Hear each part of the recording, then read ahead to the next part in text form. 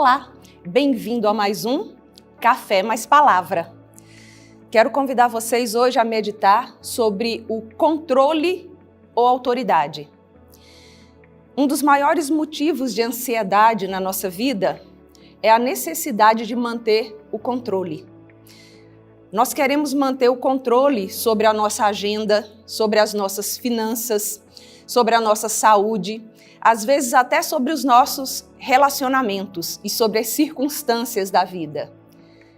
Mas a verdade é que nós não temos controle nenhum sobre essas coisas.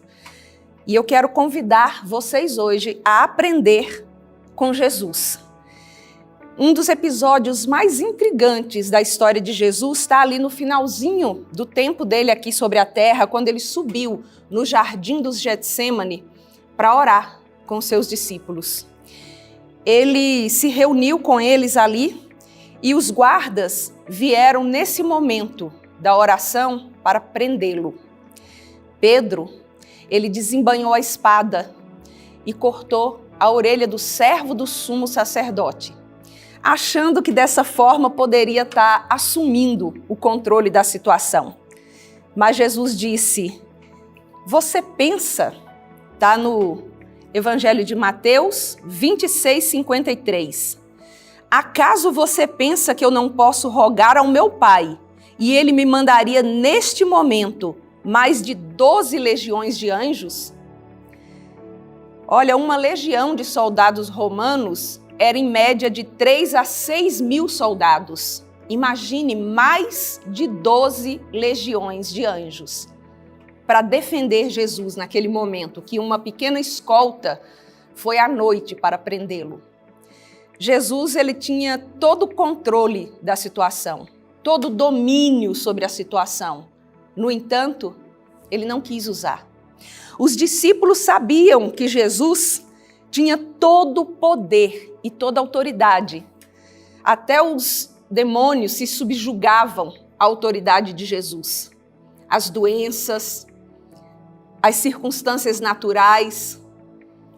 No entanto, Jesus não quis usar esse poder, esse controle, esse domínio. Jesus sabia muito bem o que estava prestes a acontecer com ele.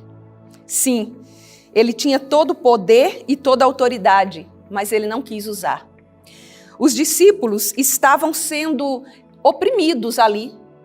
Eles eram judeus e o povo judeu estava debaixo da opressão do Império Romano, da opressão econômica, política, e eles talvez estivessem esperando que Jesus levantasse ali uma estrutura de poder que libertasse o povo judeu daquele domínio. No entanto, Jesus não fez isso. Ele não quis fazer isso. Jesus, ele decidiu se submeter às pessoas que queriam matá-lo. Com isso, ele estava nos ensinando sobre o verdadeiro poder. Ele não queria dominar sobre as pessoas que estavam ali para prendê-lo, porque ele sabia que essa não era a melhor forma de poder. No princípio, poucos dos seus seguidores entenderam, mas a maneira como Jesus exerceu esse impacto de poder sobre a história da humanidade foi a mais poderosa do que qualquer outra pessoa já poderia ter exercido. O final dessa história você conhece.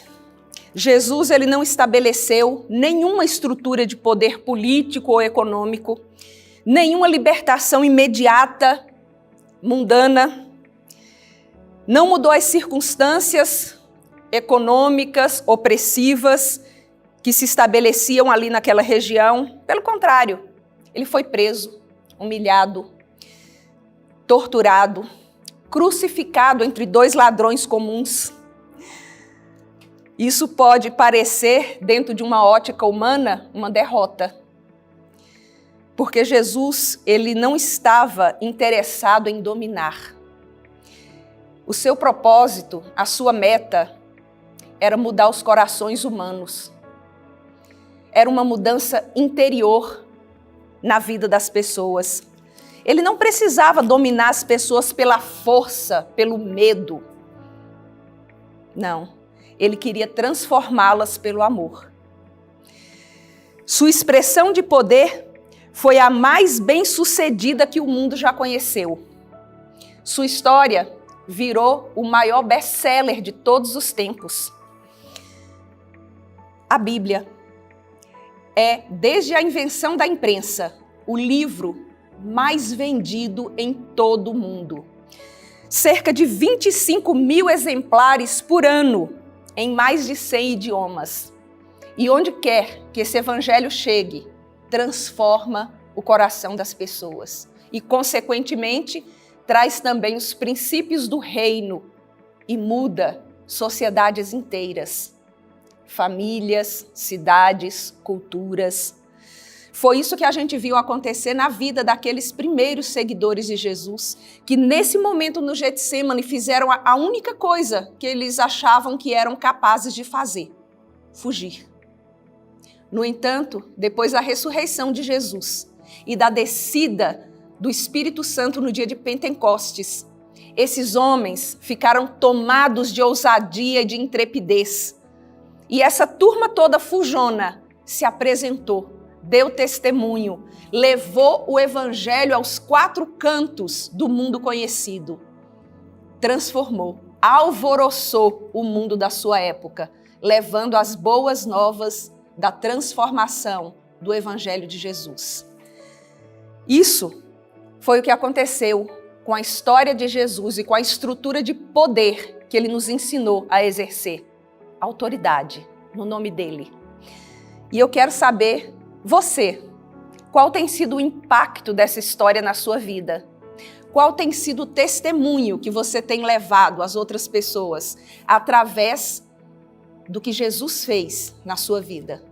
Eu quero te convidar a meditar sobre isso e pedir essa mesma ousadia e essa autoridade no nome dele para fazer o que aqueles primeiros discípulos fizeram: dar a sua própria vida em favor da proclamação dessa verdade ao mundo.